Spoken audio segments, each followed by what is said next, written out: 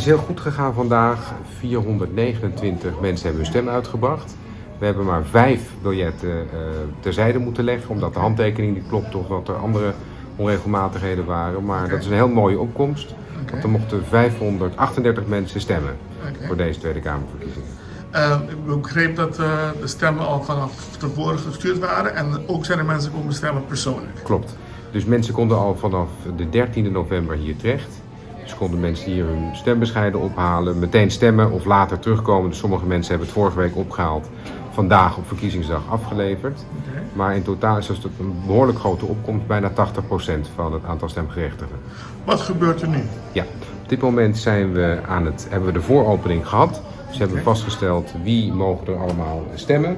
En nu worden de stembiljetten geteld. Dus nu wordt er gekeken hoeveel stemmen per partij en hoeveel stemmen voor de lijsttrekker en de overige kandidaten.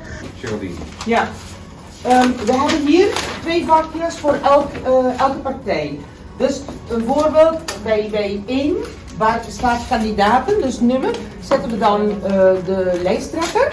Elke stem voor een lijsttrekker. En hier is het voor de overige kandidaten. Ja. Als we dat allemaal zo hebben verdeeld, gaan we daarna weer kijken van welke kandidaten hoeveel stemmen die hebben gekregen. Dus zo gaan we. Dit gaat zo goed. Vandaag is de bedoeling om ons procesverbaal te publiceren. Dus het aantal stemmen dat hier is uitgebracht en ook het aantal stemmen per partij. Ik verwacht dat in de loop van de vroege avond eigenlijk. Het is namelijk zo dat wij ons procesverbaal van de vooropening en van de telling naar Den Haag sturen. Want de gemeente Den Haag is verantwoordelijk voor de stemmers in het buitenland. Dus daar hebben wij contact mee, daar vallen wij onder als briefstembureau.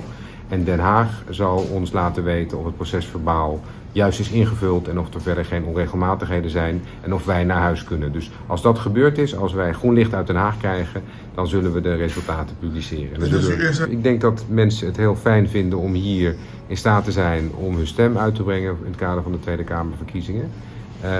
Mensen waren enthousiast, we hebben zelfs nog wat cake neergezet vandaag, dus het was een feest van de democratie.